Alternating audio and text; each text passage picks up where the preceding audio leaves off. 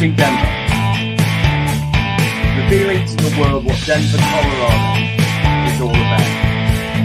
And bringing some stories from around the world back home to the home here in Denver, Colorado. Unique adventures. And thanks for tuning in.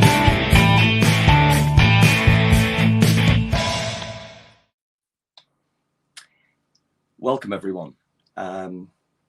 We are today going to talk about an interesting subject about well-being, performance, high performance, raising the bar, leveling up.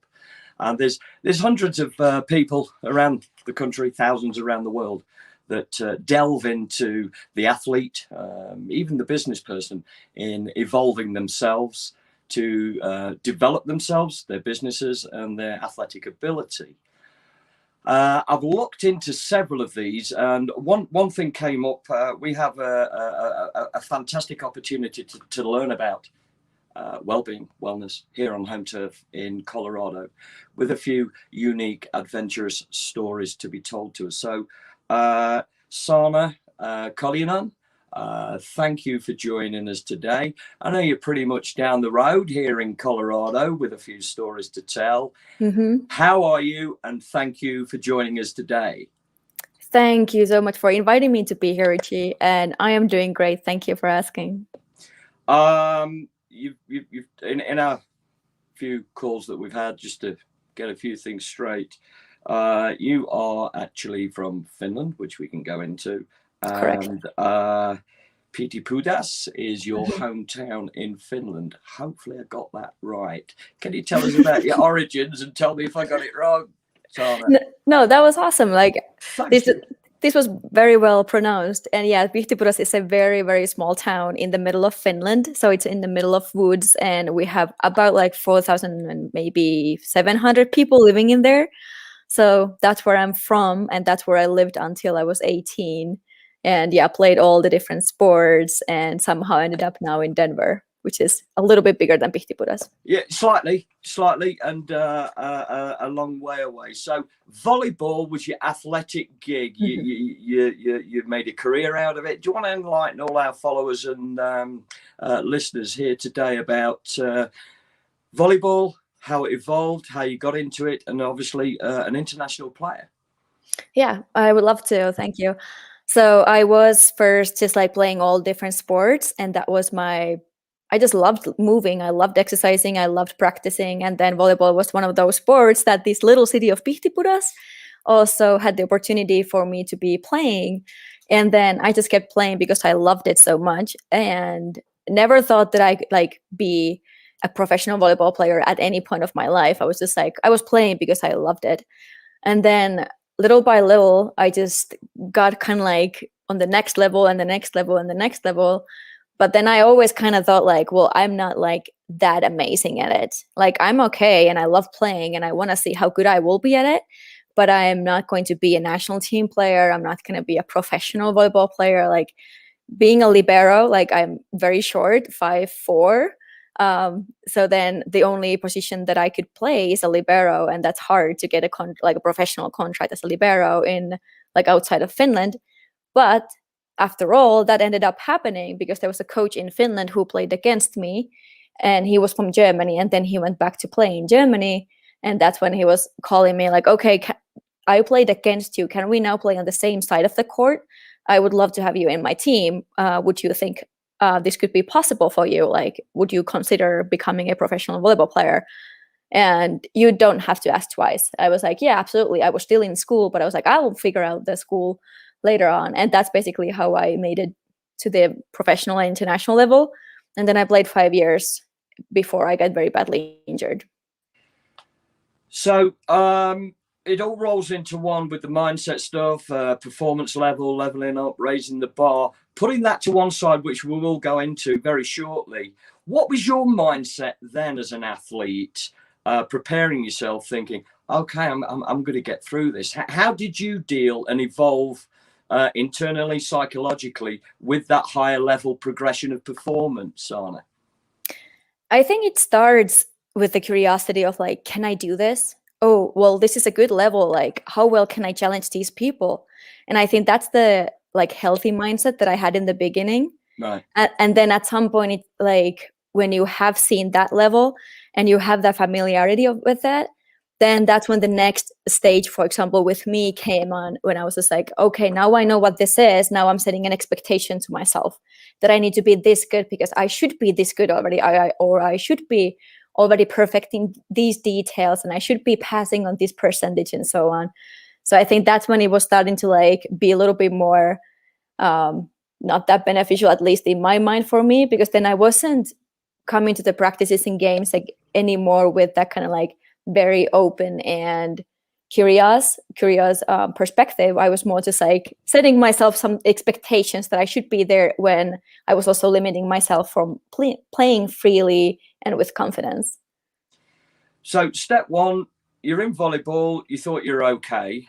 Step two, come and play on my team, start evolving. Did you have a mindset there thinking that, you know, I actually belong here? That's driving me as well, because maybe I am this good. Was there a transition there and in your mindset? A little bit. I was like, oh my God, I can actually play among these people that I thought like are professionals. Yeah. And I'm not like, I don't suck at this level. There's a bunch of things that I need to get better at, but I don't suck. And I think that was the first year. And then I started dreaming about it, like, okay, well, what if I would play for one of the top 3 teams? What would that mean?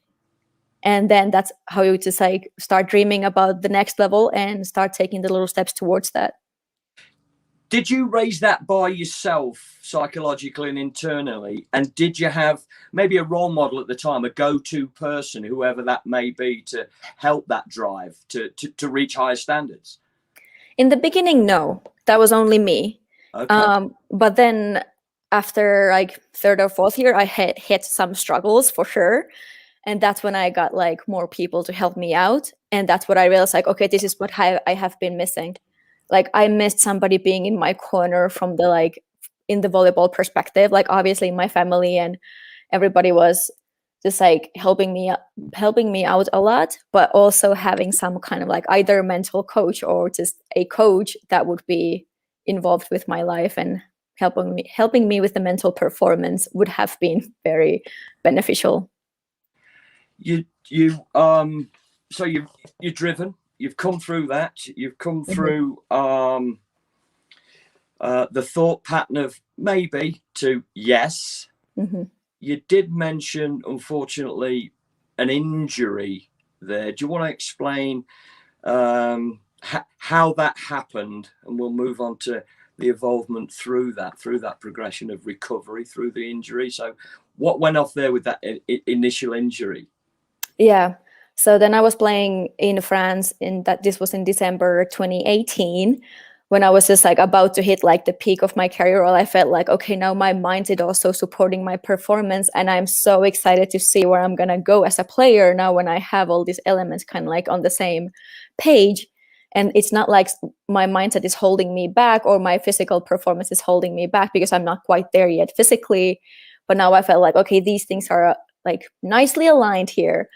But then life decided otherwise, and I got a bacterial infection in my ankle, and it first started from my Achilles tendon, and it was in a couple days. I still played on Saturday because, yeah, that just happens in the professional world, I guess. And then on Monday, I was already in surgery, and it was an emergency surgery because it was not an inflammation that we thought like I had in my Achilles tendon, but it was infection, and it had already spread into my bone tissue. So they had to scrape some bone tissue out of it too. And I had no idea what was basically going on, because I was in France in a French hospital, and I don't speak French that well. I only understand like a couple of volleyball terms, and those were not used in the hospital. So I was a little bit lost there. But yeah, then after that, I got 4 other surgeries, and it was a very long recovery. I think it was 4.5 months before I could even stand with 2 legs and shower.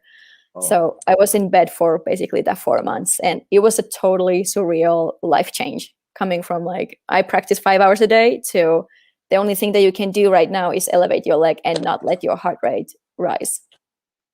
During that extremely tough period, What was your mindset? I want to get back, or this is it. What were you thinking through that extremely tough period of going through the recovery of that injury, Saana? It changed based on like where I was in that journey. Like in the beginning, I was supposed to come back in 3 weeks. I knew that was really short recovery time, so I did not make it. I had another surgery 2 weeks after the first one when I flew back to Finland, and that's when I was like, okay, this is not good at all. We need to do another one right now. And then in January we had to cancel the contract to France. That's when I knew like, okay, I'm not going to go back to France. So I lost that professional contract. Not great. And then after that, it started to be just like scares. Like I was afraid of like, okay, what's going to happen next? Is there going to be anything that like, are any of my dreams going to come true anymore? And I think that was the hardest part of like not seeing myself recovering, not seeing myself getting better, even though I wasn't trying, like I was doing everything right that I could, but that's it. Like I just couldn't get better. And I think that one was kind of like the lowest point. And after that, it was more about just like, I'm not going to even have future plans anymore. I'm just going to focus on what can I do right now in this present moment to not even feel better, but just like be more calm. Because if I would start thinking about future, I got super anxious about like all these things that are not going to happen in my life that I have worked for so much. Yeah. And then there were also like, if I was then going back to the past moments, those were like what I was sad, or I was playing, I was doing this, I had a healthy leg, and like what if I will never even walk again with this leg? You never know. So then I learned more and more to like stay in the present moment and finding the peace in that, and some moments of happiness started to like appear here and there, and those little sparkles were enough to like just keep me on the good side of in my mental space and just make the best out of the days that I had. The key word that we're all looking at, in today's society is keeping in the present, because you can harp on the past, look to the future, which is a good thing. Yeah. And to collate all this in the present to where you're at. And there are many people that have, fallen out of love with the sport, or similar to yourself, they've suffered a severe injury that has put them on a different pathway. But I know you still love the sport, that going through that very, very tough period. And one of the topics that you have, the subjects that you have in your program, which is wonderful, and I recommend, this is Richie English, I recommend everybody check this out with all the follow-ups. Certainly people in Colorado, because Saana is on our doorstep, get involved. You reignite your fire for sports, which I'm assuming is a train of thought on the fly here, which is part of your delivery within your program. So how did you reignite your love of that and getting through that in the sports? Elaborate on that for us, Saana. That'd be brilliant. Yeah, great question, because that is exactly what I had to go kind of like through. Like if I'm not being able to use my body in the physical sense like I was previously, what about this sport that I still like? What about it I love? Yeah. And then I understood like one painful month after another that it's not my body only that allowed me to like pursue those things and get these achievements for me. It was also my mind and my heart that were like even probably more involved than only the body, because the body is like, I felt like, oh, all right, how I feel and see and like look at this thing is like, body is the way that we can express our mind and our heart in something. So then getting more clear on like, okay, what do you love about the sport and why? What things really make you like fired up on the court when you're playing? What are the situations where you felt the most alive ever? And just going back, like collecting different experiences and the different feelings that were somehow meaningful to me and why. And then started jotting those down on a notebook or something, like, okay, well, I absolutely love helping people, for example. And I love the feeling of like high performance. I am very intrigued by like how much we can improve our performance by like guiding our thoughts to like go more towards like the right track, instead of like letting the thoughts hold us back and so on. So there were so many things that were still connected to sports. And I was like, then I'm not leaving this world. Like, I love this environment. This is where I thrive, and I can also thrive here without being a professional athlete. So I was like, done. We're gonna stay here, and I wanna still, do something in this world that would probably help also the athletes who are struggling with the similar problems that I had. Right. And would that apply to, pretty much anybody at any level? You've got your high performance, of course. Mm-hmm. Could high performance become relative to, that lower level player that just wants to improve anyway and further enjoy the game, knowing that they have improved themselves? Is that available too? Is that relative, Saana? Absolutely. And that's one of those things that I am also trying to not even trying, I am proving in my work that high performance isn't something that is only like for Kobe Bryant, for example. It's every single individual of us can determine what's the high performance is for us. And once we know what are the things that we want to be like high performance in, then we can start putting down like the things that we really want to achieve, what are the goals, and that they're reflecting our values and so on. So all of that, it will still be aligned with who you are and what you want to do. And I think that's where the high performance comes from, because then you can really pursue towards those things that you want to do. And how you do it is going to be your high performance. It doesn't mean like you need to be a certain level or something like that in order to be a high performer. I'm glad we've cleared that up on this show. It's a question I've asked several people, and I'm glad you've broadcasted it out to us. So that 15 player that wants to become a fourth team player, that is applicable to leveling up. It doesn't mean you have to be that top NBA, NFL player. So it's applicable to everyone. Just retain the love of the sport and see progression within that sport. Is that that's what you've shown me or telling me? Is that correct?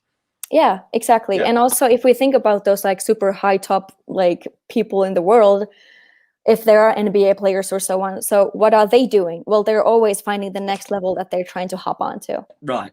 So why not the 15th player cannot do the same thing? Like, it's absolutely the same. Like, you're still going to try to get to that next little step in your performance and in your life that will like get you to that next level. And that's what also the Kobe Bryants in this world are doing. So in that sense, like, the concept is pretty similar, right? Yeah, absolutely. And does that apply both on and off the field? Yeah, absolutely. I think that that's one of those things that is getting more and more, like, it's getting more trendy now, which I think is a very good trend to understand, like, the off and on, off the field and on the field person is the same person. You're doing the same thing. Like, you're still the person who's connecting those two realms, and you don't have to be a different person here that you are on the off field. Would you say that, anybody going into these programs, which are fantastic, and they are trending up, there's very many good ones. Would you say the person has to believe in themselves to approach this and buy into it for it to be a whole package, Saana? No. Just go for it. Yeah, because I think that I think everybody in our lives, we have moments and phases in our lives when we are not believing in ourselves that much. Right. And I think that's when we probably also the most often need some help from outside, just to get a fresh perspective of like, how do we do this? How can we like regain that belief in ourselves? And so what those programs that I'm selling, they do have like the bigger establishment that you can do for your, like, on the values base and so on. So you can start getting the belief back in yourself and just remind yourself like who you are. Take the plunge, challenge yourself, go into the unknown a little bit and work it yourself. The gram game. What is that? I'm fascinated. What is the gram game, Saana? So that's basically just Instagram. So I was not very active on Instagram at all when I was playing. I didn't feel like that was needed in any sense. But now when I like work as an entrepreneur, I was like, okay, what was I missing when I, for example, started like scrolling through Instagram?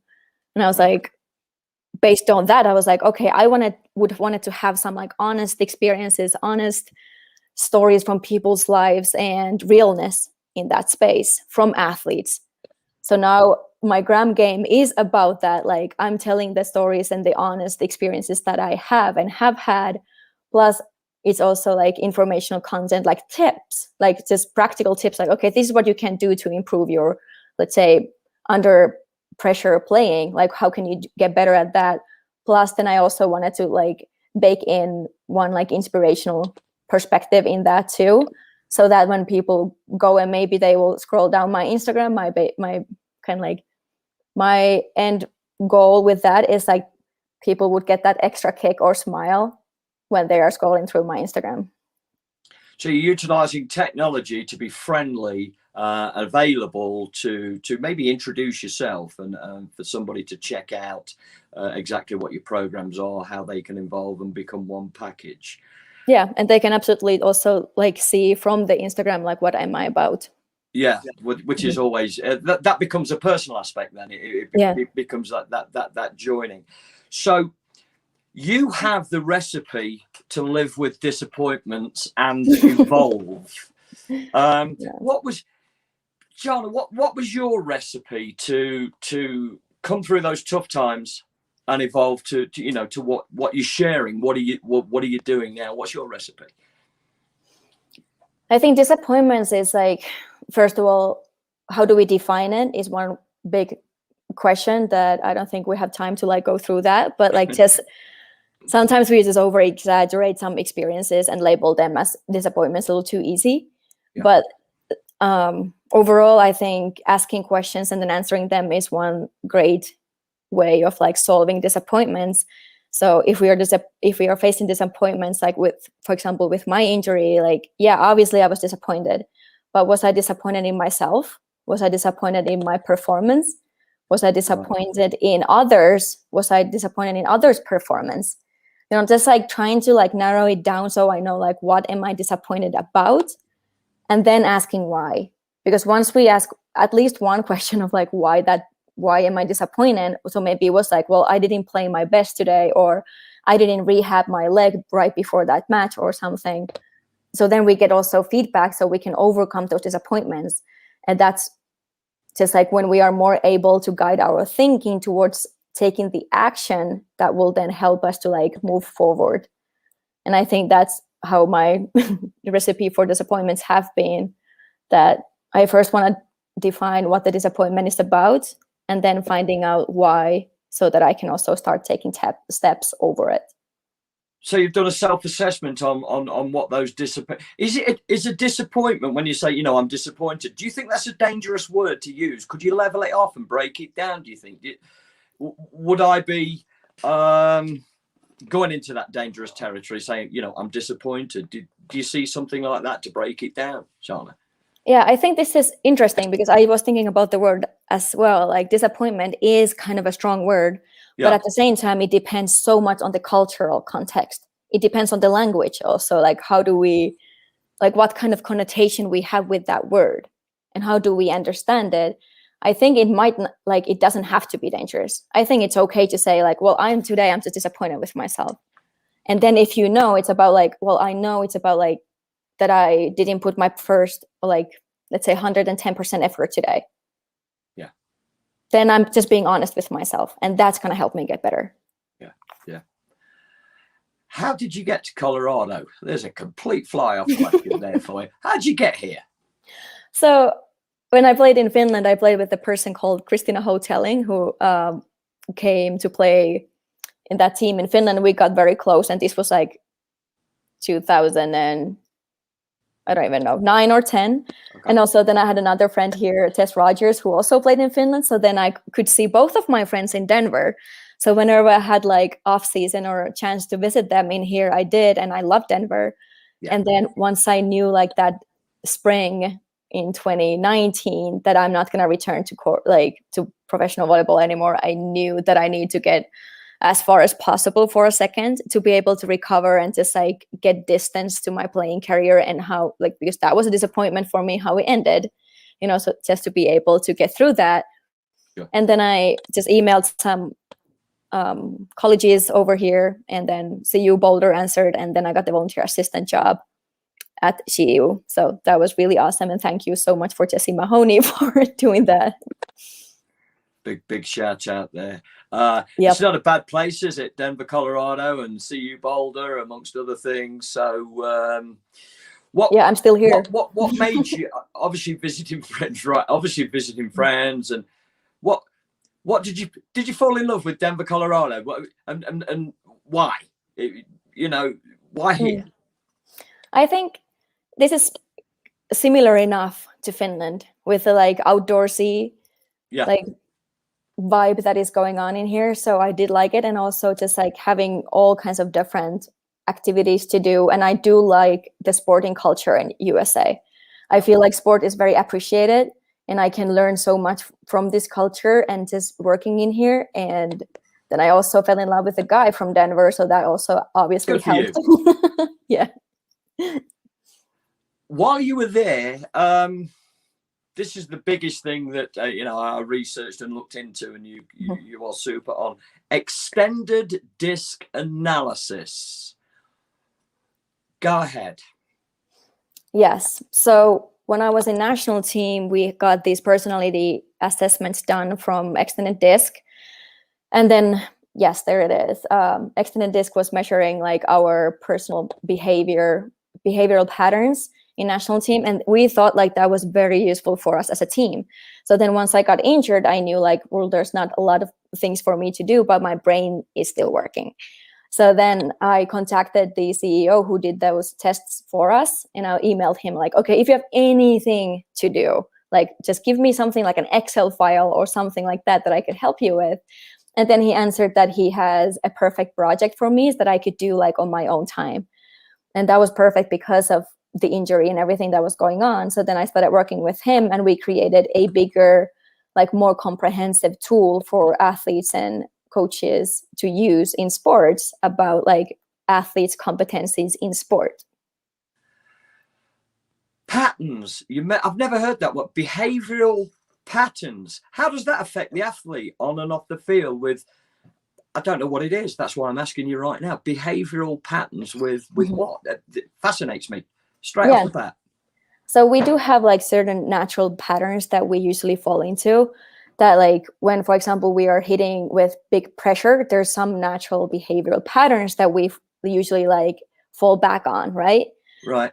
So then these assessments are going to help you to understand like, okay, these are your natural behavioral patterns that you usually do, and you count on those whenever you are being like pressured or threatened in some way. So we learn so much more about ourselves as athletes, be like, okay, well, when the pressure hits me, I usually tend to just start getting super chatty, and I need somebody to like laugh with and joke with.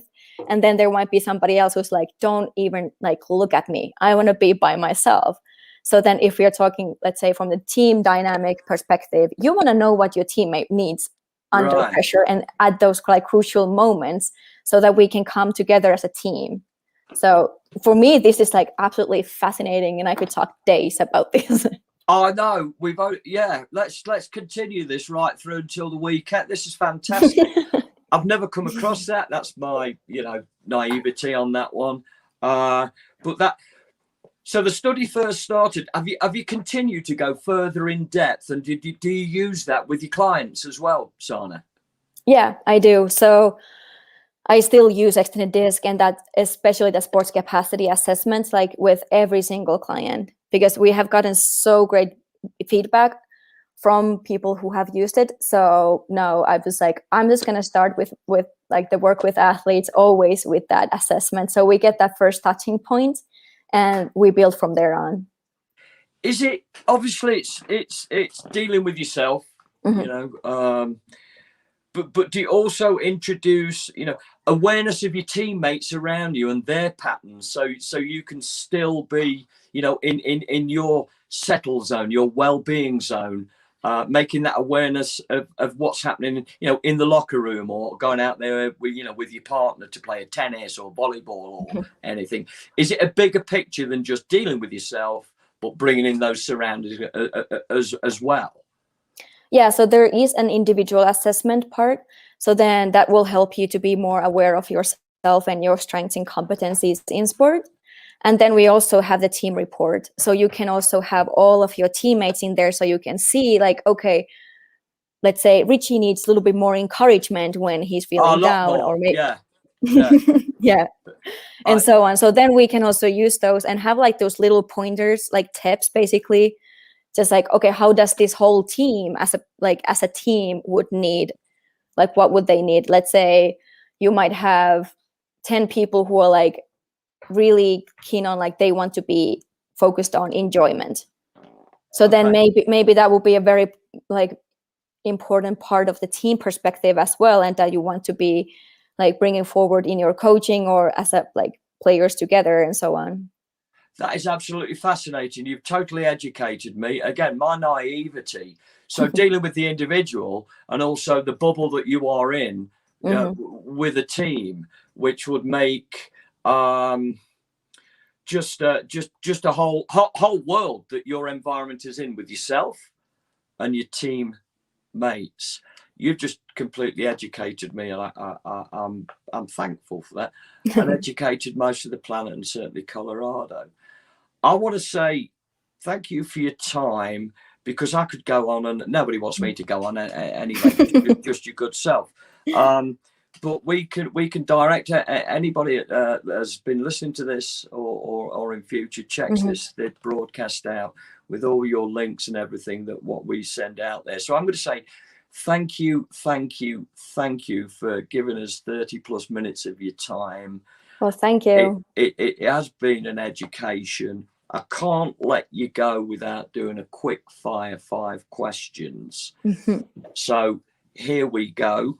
Going through your teenage life and evolving into progressively, I suck at volleyball, but hey, I'm good. Did you have a role model that drove you through your early stages in that sport that you looked up to say, yeah, I want to sort of be that person? Did you have a role model that guided you? Yeah, it was my PE teacher, actually. She Cool. was playing. She was also playing volleyball, and then I just thought, like, whenever I saw her play, I was like, she's so fast and strong. That's what I want to be like too. Kudos to there's thousands of PE teachers out there that are inspirational. Yeah. They should be recognised on the job that they do for those athletes, both on and off the field. What's your favourite food? I do love Buddha bowls. I know that might be a little bit boring answer for some, but I love them. Say it again. Buddha bowls. Buddha bowls. Okay. What is it? Usually it's like sweet potatoes and chickpeas and greens, and it's like a big bowl of like whatever you want to put in there. Fantastic. What's your favorite food, and what would you recommend going home? Say that again. What's your favorite food back home in Finland on home territory? What would you look forward to going back home over there and recommend it for? If I was flying into Helsinki or wherever and coming in there, Richie, you got to try this food. It's great. It's hard because I would probably say reindeer, but I'm a vegetarian now, so then I wouldn't probably want to recommend. Okay, that's fine. The meat options. So then I would just say Karelian pies that are very popular in there too. What is it? Karelian pie. What's in it? I'm a pie fan. Brilliant. What is it? Yeah, so there's like a very thin rye crust, and then it's kind of like a ricey thing in the middle of it, and then it's just like folded, and it just tastes awesome. So that one I would probably want to recommend to anybody. You're gonna have to email me that because I can't pronounce it and I can't spell it. I'd like to. The atmosphere that you've gone into a high. Oh, there it is. Good job, Anthony. I knew he'd find that. He does a good job. That's fantastic. Got to get me those. I'd probably eat too many of that. The atmosphere going into an high intense game, international volleyball, etc. How did that affect you? Was it inspirational? Were you nervous? What were your emotions going into a high-end game with a full stadium and win and losses on the line? How did you deal with that personally? Loved it. I absolutely loved it. For me, it was more like I never thought like the audience was against me, so I never took it that way. And when I was performing, I forgot that there's audience at the same time. So it's kind of like a balance between those. Like I was not performing for them, but I could like get the energy from them. So that just pumped you up, and that was your adrenaline to get out there and perform. That was your part of your makeup in there. I could see that. Look at that. That's that is win over it. Come on, everyone. My last question. You'll be pleased to know. Then you can get rid of me, Anthony. I'll throw you out of the studio.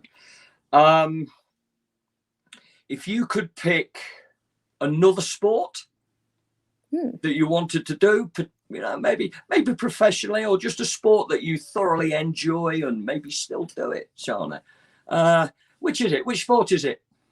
That would be beach volleyball. I know it's not that different for many other people, but those are two different sports. And right.